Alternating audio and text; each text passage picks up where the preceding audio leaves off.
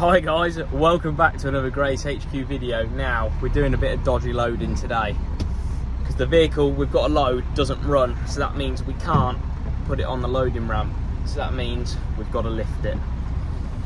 So I'm just getting the vehicle ready now to load, but I'm driving an MAN with the DAF that we loaded last week on the back. The DAF's not strapped, the trailer's got a flat tyre, it's just not very nice. We're just trying to get everything in place, ready to load. So obviously in last week's video, we loaded that. But now I've been told I've got to load this lovely piece of equipment as well. Now this come in a few weeks ago. KMR Group dropped it in, but it doesn't run, which isn't very good.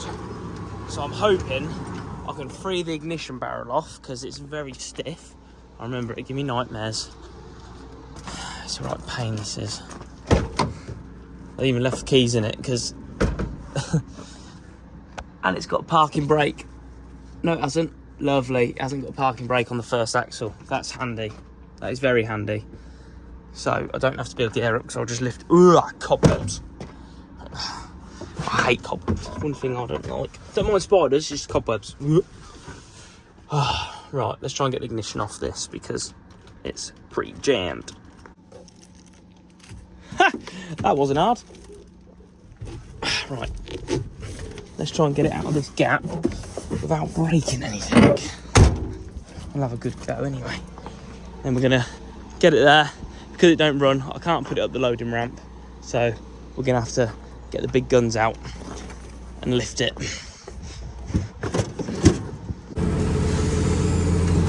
So we've currently got the lorry like this.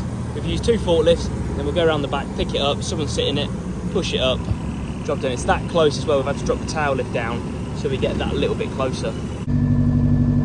Well, that's the first one all loaded. Look at that, that is some load. Next job is this little recovery truck. It's got to go in the back of an Iveco, which I'll show you shortly, but it's too long, so they want us to cut part of the body so it fits in the back. So I've got to go and measure that first to then see what we need to do to get it in the back. But first I've got to move this pile of scrap. There you go. Look at that, proper load. All on, just made to measure. I don't think I even needed to drop the tail lift, to be fair, but it just got us that little bit closer, which is good. But this is all done. Magoni's coming in the morning to strap it, and she'll be all good, ready for the boat. I believe that unit's pulling it as well, so it's all set up, which is quite good. I've got to fold the mirrors in. That's my scrap pile accumulating. Not the Fez though, she's still good. But what we've got to do, we've got to load this. Oh my God. Well, it's not going to fit in there, is it? Oh my God. God, I feel like an old man trying to get up here. God. Right, well, this is full, so I don't really know what he expects me to do, but I'll send him a photo and we'll go from there. 25 foot I've just counted. I've probably done that before with you guys with this, because it's been changed their mind so much on what to load with it. But this old girl's still here as well. Old transport on a motor. The old MAN, she's still here, trusty girl. That one's going Monday. I believe the one we just loaded down here is going Monday as well. Oh, it's a bit of a dog's ways. 2013 trailer there, if anyone's interested in it. Curtains and doors. 15, 16, 17, 18, 19, 20, 21, 22, 24. I'm going to cut it there because it's easier. 24. So if we cut it in line with that rear line, that will go in that red body. Just lovely. I've just spoke to him as well, and he still wants me to go ahead with it. He's going to move all that stuff tomorrow, so we best get it cut. I'm hoping these are the keys. They want to be. Yeah, boy. Oh! And an export lorry that started without a jump pack. Bloody hell. Well, we've got it round to the workshop. I've just slung them tyres up there. I'm going to cut it here. That's going to be the best port of call, really. If I can cut it just back a little bit, or shall I say there, because then I'm going to miss the cross member and it's going to make life so much easier. I've got to get the forklift quick because Nathan's getting gas axe happy and he's nearly cut it off, so I don't want it to drop on him. Well, there you have it. The Ertigo is cut in half. So we'll now just chuck that on top with the ramps as well. Then it can be loaded on Monday. Well, we're now on a repossession job. Basically, a customer is a bit naughty and he parks where he shouldn't park. Owes us a lot of money, but I know where he parks and I'm going to go round there, and if his trucks are there, we're going to disable them so he can't use them, because we're fully in our rights to do that because he owes us a substantial amount, and we could hold it on a Leon because he owes us a substantial amount of money. So me and Nathan are going to take a trip over there now just to see if he is parked there. So if he is, we're going to get to work. But we won't know that until we get there. It's the same bloke, if some of you OG viewers can remember. We had to go and repossess the trailer. He rented a trailer off me and he didn't pay his bill, so I had to go and get it back. But he actually ended up buying the trailer off me. It took a long time to get the money off of him, but we did get the money off him in the end, hence why he's got it. But now he owes Dad money because we look after his trucks. So this will be interesting. Well, I say look after his trucks. He brings them to us once in a blue moon when something's drastically gone wrong. So yeah, we're gonna have a look and see if they're there. Right, we'll swing around here and hopefully... he's not. God's sake. We've got to try and find him because he normally parks down here. Bus driver giving it large. Oh, red flag showering. Trolley's rolled over. Oh, come on, is anyone going to let me out?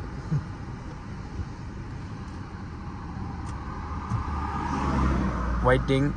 I'm waiting. Yeah, nice to meet you too, love. She's too busy staring at old blokey there. It's like I can't even see his car down here. So, oh, look at the new Mercedes. Oh, Actros L. Yeah, see, his car's not down here either. Maybe I don't know where he parks. Big problem.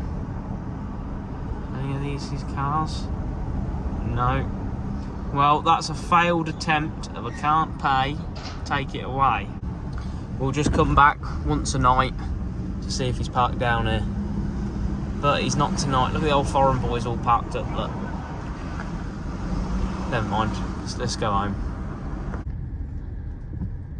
So it's now Saturday. Me and Lids are just out and about. We've been looking for a fish tank because I've had a spontaneous idea that I want a fish tank for me toolbox. I've been seeing these reels on TikTok and Instagram about these people having fish tanks on their snap-on toolbox, and it just looks so cool. So that's me spontaneous idea, but I can't really find one that's really small enough but still big enough so it's not horrible for the fish. Do you know what I mean? Because there's some that are like tiny and it's like awful. I want a fair decent sized one, probably about from that post to about there, but they're still too big, the ones that are in Pets at Home. But I thought while we're around the back of Asda, we'll have a look for this mysterious lorry that we come to have a look for yesterday and wasn't here, and by the looks of it, it's still not bloody here, apart from a great load of Asda vans and lorry, of course. There's only one motor here and she's a V8 Scania, so we'll leave him be. Caution, what do you reckon? I'm going to say 500. Oh no, I'd stand corrected, it's a 730. But like I say, he's not parked down here anyway, so we'll have to try again tomorrow. Typically it's raining, but we've got to load the convertible lorries because the vehicle is here from Romania and then it's going to Spain. But we've got to load both of the trucks in the back of this Euroline trailer. But the good thing is with this one, because it's on lower profile tyres, it looks like it's a higher internal height, this trailer, than the last one. So I'm hoping it's gonna fit in the back better. Fingers crossed anyway. Well, when we're loading tractor units, it only means one thing: getting into the big machine. And I've just locked it. What an idiot. There we go. Oh! Right. There's a few cobwebs in here. Oh. Unfortunately, because they're too wide to drive through the back door, because this one runs. So I would have just drove it up the loading ramp, but unfortunately we can't. So got a forklift at the front and then JCB at the back, lift it up, plonk it on. The hardest one is going to be that Merc because it doesn't run, so yeah, it's going to be interesting. Well, a convertible DAF running in the back of a Euroliner.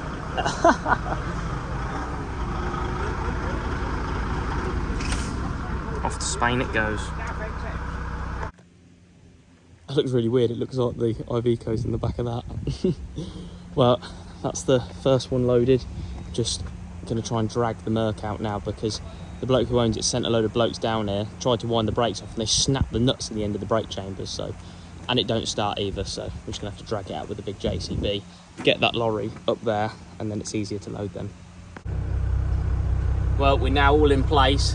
It's going to be a bloody tight squeeze, I can tell you that for no uncertainty. So hopefully it goes in. Well, that's them both in, all loaded. Mercedes is all in, DAF's all in, ready to go. Just strapping up now, just going to put the doors in and whatnot, and it's ready to go. It's typical. The lorry I need to get out is blocked in, so I'm just moving everything out of the way now. Fingers crossed. They've said they've cleared everything. I've just got to load some tyres, so if that's the case, it's not too bad, but let's see. Said I've got 12 tyres to load, 3, 6, 9, 12. Okay, I'm happy with that. I can load that. Oh dear. These back doors are absolutely shagged though. I'll tell you what, it's been a lot of loading today. We've took the tyres off now, they're all up there. We've put a barrel of AdBlue in there as well. Didn't even realise they had AdBlue in Africa, but you know. I've had to cut the beacon off the top of it, and I've had to take the mid bar off of it as well. So we're now just got both forklifts picking it up. I can't pick it up under the wheel because it's got a plastic sump. So everything's going against us really, but we'll give it a go. Well, that's that one all done. Off to the port it goes. Well, that's another unit and trailer past its MOT, which is good. We're now just on the way back, but I just took a little detour. It's only not even 2 minutes, it's just going the other end of the industrial estate. I want to see if my two trailers are still there. We have to drop them off. They're in a warehouse currently on hire, but they're like a stand trailer. So it should be interesting to see if they're still there. Somewhere in here on the left should be my trailers. There we go, there's the white trailer and there's the box trailer. Love it.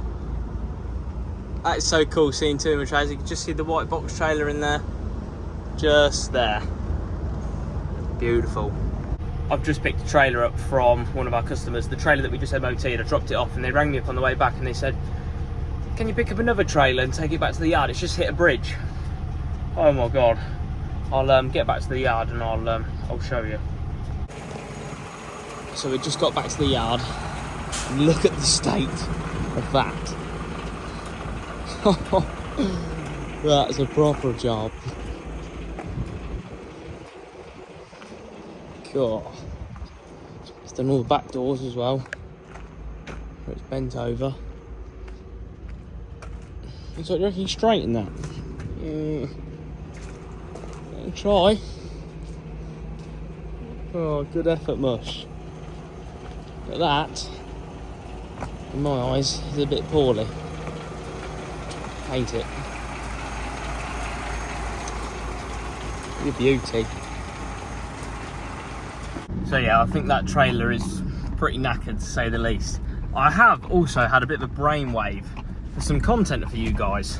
What do you reckon to this? So, maybe not the Fez, because this is very sentimental to me, this absolute machine.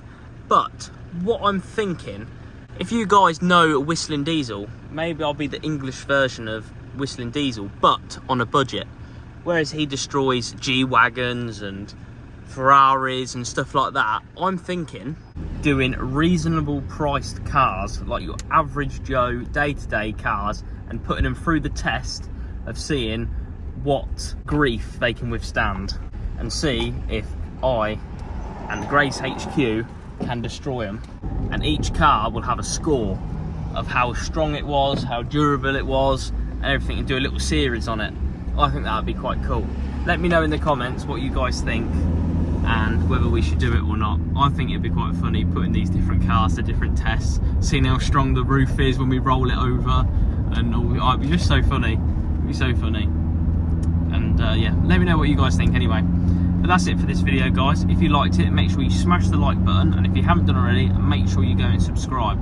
We are so close on setting up our online store as well, so as soon as that's active, I'll let you guys know, and make sure you head over there and check out our latest merch. And if you haven't done already, make sure you go over to our social media, GraysHQ, on TikTok and Instagram, and give that a follow as well. But like I say, that's it for this video, guys. Make sure you check out next week's video, which is 7 PM on Thursday. It'll be a good one. See you on the next one, guys.